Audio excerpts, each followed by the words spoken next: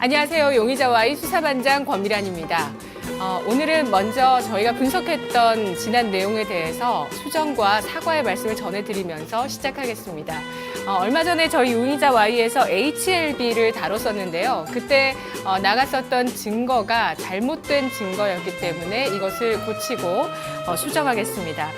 HLB가 아파트 한입 개발사의 LSKB 지분을 28% 보유했다고 방송 전해드렸는데요. 하지만 이 연초에 추가로 지분을 매입한 사실이 있었습니다. 이에 따라서 총 지분을 59.19% 가지고 있고요. 이 아파트 한입에 대한 기대감으로 주가가 크게 올라가고 있는 상황이었는데요. 저희가 잘못된 증거를 토대로 수사를 진행했던 점에 대해서 저와 저희 제작진 모두 고개를 숙여서 죄송하다는 말씀 전해드리고요. 또 특히 주주분들께 많이 저희 죄송함을 전해드리도록 하겠습니다. 그런데 저희 방송 컨셉이 신규 투자자분들을 위한 좀 네거티브한 성격의 방송이다 보니 표현상 좀 거슬리시는 부분이 있을 수도 있습니다. 주주분들은요. 그런 부분들 좀 감안해서 저희 방송 봐주시면 감사하겠습니다. 자, 그렇다면 오늘 소개해드릴 전문가 두 분 인사 나누겠습니다. 안인기 전문가와 윤정식 대리 함께하겠습니다. 안녕하세요. 네, 안녕하십니까. 반갑습니다. 자, 오늘 장의 새 용의자를 소환하겠습니다. 첫 번째 용의자 키움증권, 두 번째 용의자 큐온스, 세 번째 파라다이스. 첫 번째 용의자의 알리바이를 들어보시죠. 키움증권, 알리바이 인터넷 은행 도입 기대, 추세 전환을 시도할 것이다. 안인기 전문가님께서 저희 또 수사관으로 합류를 해주셨네요. 네. 잘 부탁드리겠습니다. 잘 부탁드리겠습니다. 네. 토마토TV 첫 방송이신가요? 네, 그렇습니다. 네. 자, 그럼 오늘 키움증권의 알리바이를 처음 딱 들어보셨는데 네. 어떤 증거를 가지고 오셨나요? 인터넷 은행 도입 기대감. 오늘 이제 대부분의 증권주들이 바닥을 찍고 이제 강세 흐름을 보이고 있는데요. 정부는 이제 금융위원회에서 한두 개 정도 인터넷 전문 은행에 시범 인가를 내릴 계획이죠. 6월, 7월 정도 은행법 개정안을 마련하고요. 또 9월 정기국회에서 이제 법안 개정 완료 가능성. 그러다 보니까는 은행 고객들 증권화 업무 연계 가능성도 좀 높습니다. 네. 그리고 키움증권은 이제 온라인 브로커리지 쪽에서 이제 강점을 보이고 있지 않습니까? 왜 개인 투자자분들이 어떤 HTS를 많이 쓰십니까?라고 한다면 단연 키움증권을 좀 많이 쓰십니다. 네. 그래서 그쪽에 이제 시장 점유율이 이제 확대가 되고 있는 상황이고요. 또 최근에 기준금리 인하 그리고 또 우호적인 시장 환경, 저금리와 또 상한가 제도가 이제 15%에서 30%로 늘어나는 만큼 회전율이라든가 개인 투자자분들께서 이제 직접적인 매매를 많이 하기 때문에 다른 증권사 뭐 대우증권도 있고요. 그리고 네. 우리 투자증권도 있고 삼성증권 좀 빅5도 있지만 키움증권도 시장 점유율도 좀 높지요. 또 시총이 한 1조 6천억 정도이기 때문에 현재로서는 1분기 때 실적이 워낙에 좀 좋아가지고 사실 2월, 3월 달 큰 폭의 상승 흐름이 연출됐다가 이제 고점에서 좀 흘러내렸는데요. 저는 현재의 구간 정도라면은 여러 가지 이제 정부 정책이라든가 또 실적이 나빠졌다가 이제 좋아지는 구간에서 또 다시 좀 흘러내리는 상황입니다만 충분히 개선 가능성에 지금 정도라면은 뭐 중장기적으로 타이밍을 좀 잡아도 좋을 것으로 보여지고요. 사실 1분기 영업이익이 키움증권은 한 754억 정도 나타냈는데요. 2분기 예상은 한 400억 초반 정도입니다. 근데 생각보다 2분기에서 한 600억 가까이, 500억 이상 연출된다면 다시 한번 우하향 전개됐던 이 흐름에서 다시 한번 반등이 연출될 가능성에 무게를 두고 있습니다. 그래서 전반적으로 시장 분위기로 봐서는 우호적인 시장 관련 그리고 핀테크 수혜주로도 볼 수가 있겠고 또 시장 네. 활성화 대책에서 키움증권, 증권주 쪽은 현 구간이 저점이다라는 인식이 있다. 저는 이렇게 평가하고 싶습니다. 네, 1분기 실적 증권주들이 좋았고요. 그리고 2분기도 좀 거래대금 증가했던 측면이 있었기 때문에 기대할 수 있는 부분 충분히 있었을 것 같은데 네. 금리 인하에다가 가격 제한폭까지 확대를 했는데 네. 그동안 주가는 반응을 안 했어요. 이거는 네. 의심할 대목은 아닐까요? 1분기 실적이 네. 워낙에 좋게 나왔습니다. 작년 4분기보다 1분기가 한 2배 이상 나왔기 때문에 이제 주가 상승의 원동력인 주가 실적이 아무래도 이제 좋게 나오다 보니까 주가가 어느 정도 3월 달 정도에 이제 큰 폭의 슈팅이 나온 이후에 더 이상 외국인들 기관들의 정적인 매수가 가담되지 아니하고 또 실적 오버슈팅이 이제 주가에 선 반영되었다는 얘기가 좀 나오면서 좀 밀려 내려왔는데요. 네. 현재로서는 2달 이상의 이제 조정권, 기간 조정, 가격 조정이 연출됐기 때문에 충분히 뭐 앞에 고점대까지는 시간이 좀 걸리겠지만 네. 반등 가능성에 무게를 좀 두고 있습니다. 실적이나 다방면의 정부의 정책을 봤을 때 이 용의자는 진실을 말하고 있다고 보시는 건가요? 석방하시나요? 네, 그렇습니다. 현재의 분위기로 네. 봐서는 충분히 중기적 관점에서는 매수 가능성, 석방으로 일단 보고 있습니다. 알겠습니다. 윤정식 대리님 어떤 증거 가지고 오셨나요? 네, 키움증권 그 금일 같은 경우 상당히 위쪽으로 많이 올랐어서 거의 9% 정도 가까이 올랐다가 지금은 좀 쪼그라드는 그런 모습을 보여주고 있습니다.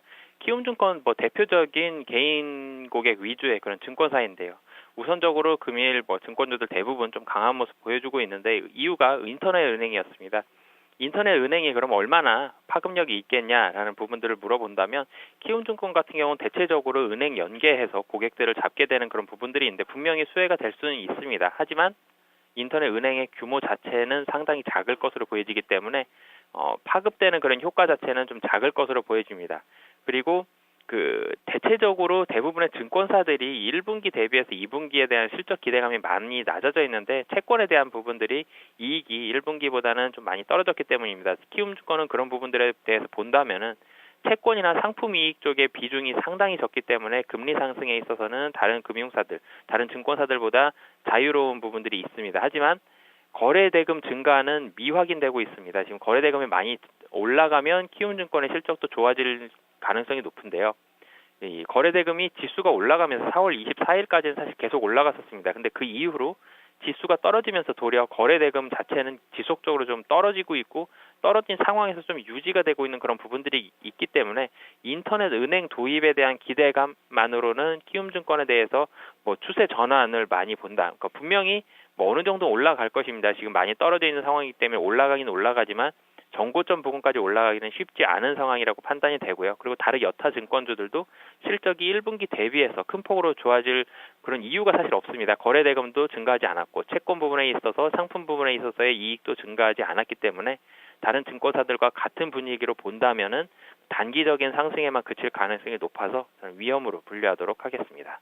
네, 키움증권 2분기 실적 전망이 불확실하다는 의미세요? 네, 2분기 실적에 대해 실적이 뭐 조금씩 올라가는 부분들이 있습니다. 하지만 더 올라가기 위해선 정고점 부분까지 사실 4월 23일 날 기록했던 그 85,600원까지 올라가기도 사실 쉽지 않아 보이는 이유가 저 당시의 거래대금만큼도 지금 나오지 않고 있거든요. 그렇게 본다면 저거를 뚫기는 쉽지 않은 상황이다. 그렇게 본다면 단기적으로 지금 뭐 그 전에 있던 4월 23일 이전의 고점이 8만 원 정도인데요. 이 정도 이상은 사실 좀 쉽지 않아 보여서요. 그런 부분들이 조금은 우려감이 있다. 뭐 일시적인 반등으로 그칠 가능성이 높다라고 보여집니다. 네, 키움증권 수사 결과 정리하겠습니다. 오늘장에 증권주가 동반 상승하고 있습니다. 인터넷 전문 은행에 대한 설립 기대감. 이제 법안이 하반기에 통과된다면 인터넷 은행이 우리나라에서도 등장할 수 있겠다는 기대감이 나오고 있는 건데요. 하지만 인터넷 은행이 도입된다고 해서 추세를 전환시킬 수 있을 만한 이슈인가? 진실, 거짓으로 따지자면 좀 거짓에 가깝다는 것이 두 분의 의견이고요. 펀더멘털 쪽을 좀 더 집중하면서 수사를 진행했습니다. 키움증권, 현재 정책적인 여건과 증시의 추이를 봤을 때 앞으로 이제 바닥을 찍고 긍정적인 흐름이 예상된다고 보고 있었던 수사관이 있었던가 하면 또 한쪽에서는 4월 당시 주가 고점 대비 현재 거래대금이 떨어졌다. 2분기 실적이 다소 둔화될 수 있겠다는 가능성을 열어놓고 있습니다. 키움증권 석방과 위험 사이에 있는데요. 위험으로 분류하겠습니다.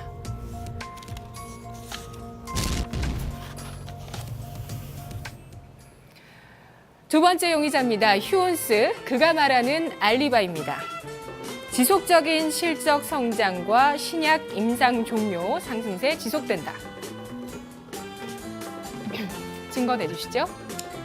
네, 최근에 이제 고령화 사회 또 100세 시대를 맞이해서 많은 제약주, 바이오주들 또 의약품주들이 강세 흐름이 연출되고 있는데 휴원스는 필러와 보톡스 그리고 화장품 쪽에서의 시장 규모가 좀 높은 그런 웰빙 의약품 또 안티에이징 기업입니다.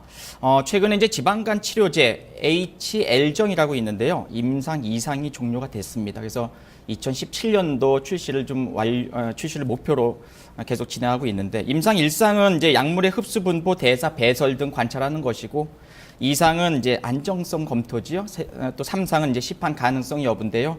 2상까지 이제 종료가 됐다는 것은 충분히 지방간 치료제 쪽에서 이제 앞으로 매출 규모가 좀 늘어난다면 네.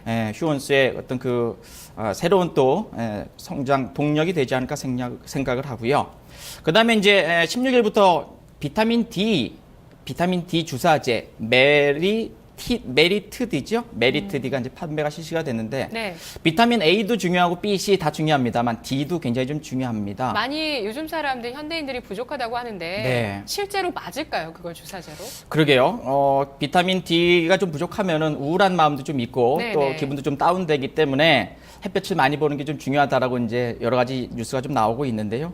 그래도 비타민 D 쪽에서는 고령자 쪽, 그리고 이제 예방 치료 쪽에서는 충분히 현재 이제 판매가 실시되고 있기 때문에 지금 시장에서 조금씩 수요가 좀 증가되는 국면에서 충분히 가능성이 높다고 보고 있고요. 또 세 번째로는 이제 마진이 좋습니다. 매출액 대비 영업이익이 좀 큰 폭의 성장 가능성이 높은 휴원스였는데, 네. 사실 과거에는 뭐 이제 자회사 휴메딕스의 필러도 많이 좀 판매가 됐고요. 또 중국 진출하면서 계속적으로 매출이 증가되면서 휴원스, 휴메딕스 같이 이제 동반 상승 나오고, 오늘도 자회사군요, 휴메딕스가. 그렇습니다. 네. 네. 휴메딕스의 비중을 약 40% 이상 지금 보유하고 있는데요. 근데 오늘도 오버슈팅이 좀 연출됐습니다. 장중에 11만 원대, 그죠? 11만 7천 원대 장중 고점을 찍고 현재 뭐 10만 3,300원 전후의 움직임을 좀 보이고 있는데요. 사실은 이제 뭐 원료 의약품이라든가 또 웰빙 의약품 쪽에서 예를 들어서 최근에 메디톡스라든가 또 셀트리온, 또 메디포스트, 네네. 또 대웅제약 이러한 종목들이 이제 강세를 보였는데, 네. 휴원스도 거기에 이제 미치지 못하는 그런 기업은 아니고 굉장히 우수합니다. 어깨를 나란히 할 수 있을 만한 위치. 그렇습니다. 매출도 괜찮고요. 잠시 네네. 좀 표를 한번 좀 볼까요? 증거 자료 하나 좀 보게 되면은요. 자, 보시게 되면은 이제 자산 총계, 부채 총계, 자본 총계, 또 매출액, 매출 원가가 있는데요. 지금 보시는 것처럼 2012년, 13년, 14년 연간 자산도 계속 늘어나고 부채는 근데 줄어들고 있다는 점이 굉장히 고무적이죠. 그리고 자본 총계, 또 매출액이 계속적으로 늘어나고 매출 원가는 그렇게 많이 늘지는 않습니다. 그래서 마진이 좋다는 점, 또 수요가 회복되고 또 매출이 증가된다는 점, 여러 가지 면에서 긍정적인데, 네. 이제 문제는 과연 이제 지금 제약 바이오주들이 과거에는 이제 저평가 영역, 그리고 실적이 눈에 보이기 때문에 긍정적이지만 현재로서 이 가격대가 과연 이제 적정 타당성 있는 가격대냐, 거기에 대한 이제 네. 고민이 많으실 것 같은데요. 전략적으로 말씀을 좀 잠깐 좀 드리면은요. 일단은 EPS는 약 2,000원이 좀 안 되는 구간입니다. 그리고 PR은 약 한 56배 정도 되거든요. 그래서 적정 PR 좀 밴드를 약 한 30배 정도로 본다면 그 가격이 한 88,000원 정도거든요. 그래서 지금 현재로서는 다소 물론 실적 좋고 영업이익 좋고 괜찮지만 다소 고평가에 대한 영역이 있지 않은가, 그런 네. 일단은 취재 결과가 좀 나왔습니다. 네. 그러면 뭐 석방인가요? 위험인가요? 네, 제가 보는 관점에서 건가요? 일단은 위험으로 분류하도록 하겠습니다. 네. 윤정식 대리님은 어떤 증거를 보셨나요? 네, 우선 뭐 금일 올라가는 건 뉴스가 있었죠. 뭐 지방간 천연 물질 신약 임상 2상 시험 종료 소식. 사실은 뭐 이런 게 임상 2상이 끝났다는 것만 알고 이것에 대한 파급력 자체는 평가하기가 사실 쉽지는 않은 그런 부분들이 있습니다. 그래서 그 외에 사실 뉴스 말고는 얼마나 올라갈 수 있느냐, 그런 부분들을 좀 본다면 휴원스 같은 경우는 실적 지속적으로 좀 올라가고 있고요. 이런 회사를 목표 주가를 사실 잡는 거는 쉽지 않은 상황입니다. 이 필러 그리고 화장품 보톡스가 얼마나 빠른 속도로 얼마나 크게 올라가고 있는지, 그런 부분들이 사실 목표 주가를 평가하기는 쉽지 않은 상황이기 때문에 목표 주가 잡기는 좀 어렵지만, 이 성장 속도 자체가 이 휴원스의 주가 상승 속도만큼 빠르다는 거는 자명한 사실이고요. 그리고 자회사인 휴메딕스와의 그런 시너지까지 올라가고 있기 때문에 주가가 금일 많이 올라간 부분들은 분명히 부담스러운 부분들이 있습니다.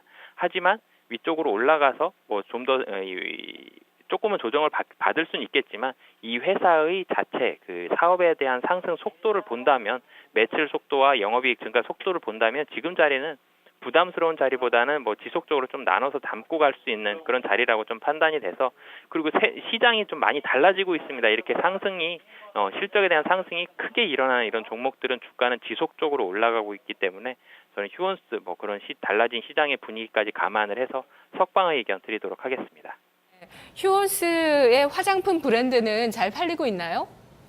휴원스의 화장품 브랜드는 아직 제가 뭐 체크를 해보지 못해서 뭐 그런 부분들은 잘 모르겠고요. 하지만 뭐 그 외에 이 필러라든지 뭐 보톡스 같은 부분들은 상당히 매출이 잘 일어나고 있습니다.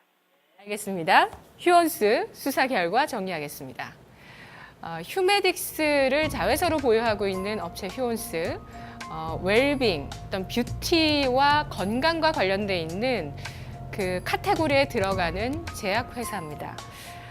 필러와 화장품 보톡스 쪽을 하고 있는데 특히 화장품 쪽에서도 지금 그 제약사로서 약국 진출 확대로 화장품 브랜드를 내놨어요. 휴온이라는 기능성 화장품 브랜드를 가지고 있는데요. 자, 이러한 어떤 그 사업 영역 구조 더불어서 또 모멘텀도 오늘 장에 제공이 됐습니다. 지방간 치료제 임상 이상 종료. 따라서 내후년도에 출시될 것이라는 기대감 나오고 있고요. 비타민 D 주사제 신제품 판매도 최근부터 실시가 되고 있는데요. 실적도 안정적인 성장을 보이고 마진도 좋습니다. 하지만 현재 주가 수준이 오버슈팅일 가능성이 있겠다는 측면에서 한쪽에서는 증거 불충분을 이야기하셨고 또 한쪽에서는 명확한 판단이 어려운 섹터다. 추가 상승 충분히 가능하다라고 얘기를 해주셨습니다. 석방과 위험 사이에서 위험으로 일단은 분류하죠.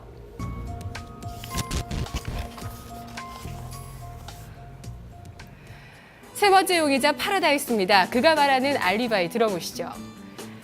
메르스 여파 우려감이 과도하다. 추가 하락 시 매수의 기회다. 어제 오늘 급락하고 있는 용의자인데 네. 지금 매수하라고 알리바이를 대고 있네요. 진실일까요? 가격적인 메리트는 분명히 있습니다. 근데 이제 어제도 하락폭이 좀 컸었고요. 오늘도 추가적으로 11%대 이상 급락이 연출됩니다. 여러 가지 악재가 있는데요. 메르스 사태가 어느 정도 진정될 줄 알았지만 진정되지 못하고 있다는 점.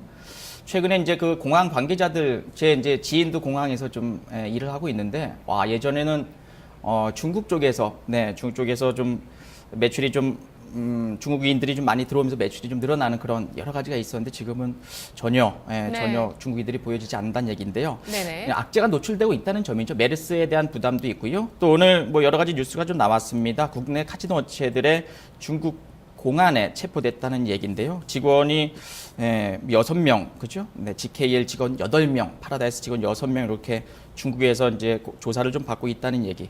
사실 중국에서는 홍콩과 마카오를 제외하면은 중국 자치 내에서의 그 도박 행위는 사실 불법입니다. 그래서 대한민국에 와서 이제 게임을 즐기는 것은 나쁘지 않은데, 근데 과거에 이제 중국인 관광객들이 많이 몰려들었기 때문에 외국인 카지노 전용 업체인 파라다이스와 GKL이 큰 폭의 성장세, 실적도 나빠졌다가 좋아지면서 올라가는 모습이 있었죠. 여러 가지 면에서 이제 악재가 노출되는 과정 속에서 불확실성이 산조되어 있다는 점, 물론 가격적인 메리트는 충분히 있죠. 어제 오늘에서 네. 한 25%, 30% 가까이 하락을 하기 때문에 가격적인 메리트는 있습니다만 네네. 현재 이 우려감이 과연 실적으로 어떻게 나오느냐에 따라서 매우 좀 중요하지 않을까 생각을 합니다. 실적이 작년 4분기에 적자 100억이었고요. 또 올해 1분기는 226억 흑자고요. 2분기는 260억대 흑자가 지속될 예정이지만 6월달 메르스 여파로 인해서 실적이 계속적으로 줄어든다면 주가는 현재가 바닥이다라고 얘기하기 조금 어려운 국면으로 보여지고요. 실적도 기대를 못 채울 가능성도 충분히 있다고 보시는 건가요? 네, 그렇습니다. 그리고 이제 수급적인 면에서 외빈들 기관들 동반 순매수했을 때 주가가 점프가 나오고 슈팅이 나오는데 최근에는 급락이 연출되고 거래량이 수반된다는 것은 결국 갖고 있는 주포들이 비중을 줄이기 때문에 또 지지력이 훼손되고 또 내려오는 그런 관점이기 때문에 충분히 매수에 대한 타이밍을 잡는다면은요, 내려오는 과정의 어떤 매수가 아니라 가격 조정 이후에 이제 기간 조정, 지지력 발휘되는지 여부 확인하고 다시 한번 이제 올라갈 때 매수 타이밍을 잡는다면 충분히 뭐 소액이지만 수익을 좀 낼 수 있다는 점으로 일단은 보고 있습니다. 그래서 파라다이스는 여러 가지 악재가 노출되고 시장에서 좀 소외되고 있는 또 급락이 나오는 이런 과정이라면 적극적인 매수 의사 표시보다는 관망하면서 올라갈 때 매수하는 전략으로 저는 위험으로 분류해 놓도록 하겠습니다. 네, 윤정식 대리님. 최근에 삼성 LNS가 이번 주 들어서 갑작스럽게 급락한 다음 날 또 급등을 해버렸습니다. 이런 식으로 또 시장이 어떻게 보면 저가 매수세도 살아있다는 뜻도 해석이 될 것 같고요. 하지만 또 다른 점은 화장품은 집에서 온라인으로 중국인들이 살 수 있지만 카지노는 직접 오지 않는 이상, 이 메르스의 공포를 뚫고 오지 않는 이상 또 매출이 안 나온다는 점이 그 차이점이 있을 것 같은데 그가 되는 알리바이를 어떻게 평가하시나요? 네, 우선 영향 당연히 있습니다. 메르스 때문에 뭐 국내 여행객들 많이 감소하고 있고요. 이런 부분들이 뭐 당연히 카지노에도 작용을 하고 있습니다. 면세점뿐만이 아니라 뭐 다른 이런 여타 카지노와 같은 화장품들도 분명히 영향이 있고요. 뭐 그런 부분들 본다면 이 주가가 조금은 하락할 수 있다는 게 보여지지만 파라다이스의 이틀간의 하락폭 지금 한 34% 정도 이틀간 24% 정도 하락을 하고 있는데 이 정도는 메르스 영향이라고 보기에는 너무 많이 하락하고요. 이 중국 영향이 있었죠. 중국 공안 당국에서 이제 많이 금지를 하게 되면서 카지노에 대한 여파가 있는 것 같습니다. 마카오 쪽도 영향이 상당히 컸고요. 마카오에서는 주가의 하락폭이 굉장히 컸습니다. 파라다이스도 주가가 많이 하락을 했고요.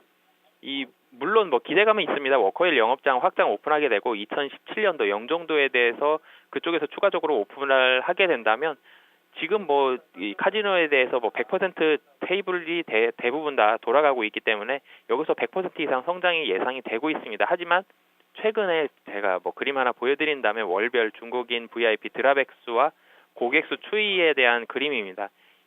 뭐 잠깐 반등을 하고는 있지만 추세적으로 2014년 5월부터 계속 하락하고 있습니다. 이런 부분들 본다면 중국인들에 대한 매출이 절대적이었던 파라다이스에 있어서 이 중국인 매출액 자체 그리고 드랍액 자체가 감소한다는 부분들은 실적에 대한 기대감들도 조금씩은 꺾이고 있다.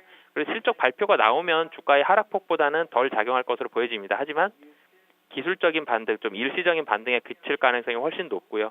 중국에서 이렇게 지속적으로 단속을 하게 된다면 뭐 파라다이스에 대한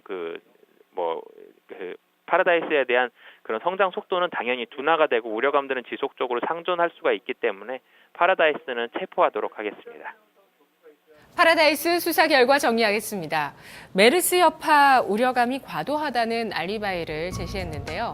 메르스뿐만 아니라 중국 공안 당국에서 한국 카지노 관련 마케팅을 하는 여행사에 대해서 그 영업 직원을 체포했다는 소식, 오늘 주가에 큰 악영향을 주고 있습니다. 이렇게 카지노주는 잊을만 하면 중국의 어떤 규제, 리스크가 부각이 되고 있는데요.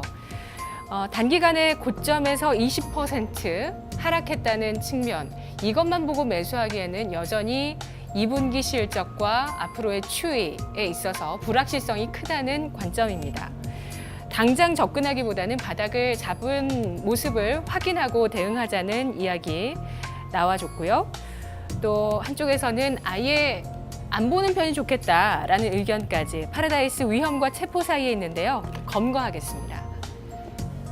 오늘 이렇게 해서 파라다이스 검거됐습니다. 키움증권과 휘원스는 위험으로 분류됐는데 안인기 전문가님께서 키움증권 석방해 주셨죠?